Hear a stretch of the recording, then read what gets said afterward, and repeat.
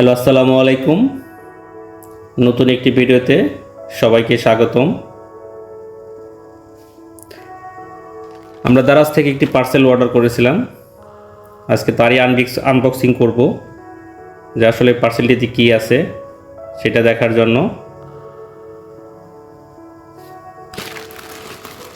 আপনারা অনেকেই জানেন আমি ইয়ামাহার FZS ভার্সন 2 ব্লু কালারটা চালাই। তো এটার জন্যই, যেহেতু সবসময় বাইক রাইড করতে হয়, রাইডের জন্য মোবাইল রাখা একটা সমস্যা।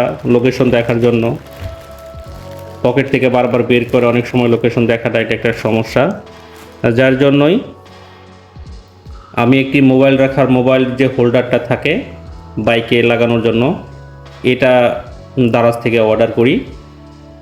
দারাজ থেকে অর্ডার করার আগে আমি কয়েকটি জায়গায় কথা বলেছি দামের ব্যাপারে।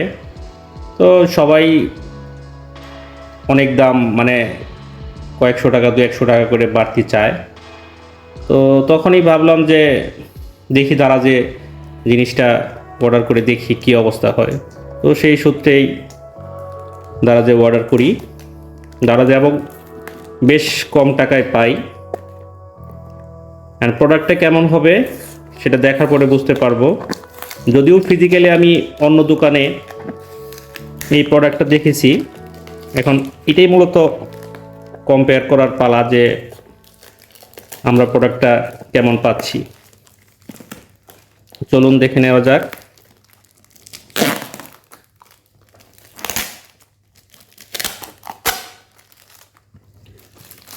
আমি মূলত 252 টাকায় এই মোবাইল হোল্ডারটি কিনি, মানে বাসায় পৌঁছানো পর্যন্ত। না আদৌ এর মধ্যে আছে কিনা সেটাই দেখার বিষয়। যেহেতু সরাসরি আনবক্সিং করতেছি, একদম পার্সেলটি আপনাদের সামনে খুলে দেখাচ্ছি।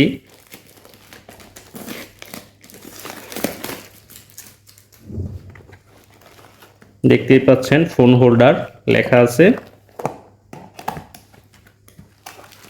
তো আমরা বের করতেছি। আসলে বেশি বড় একটা জিনিস না, সামান্য।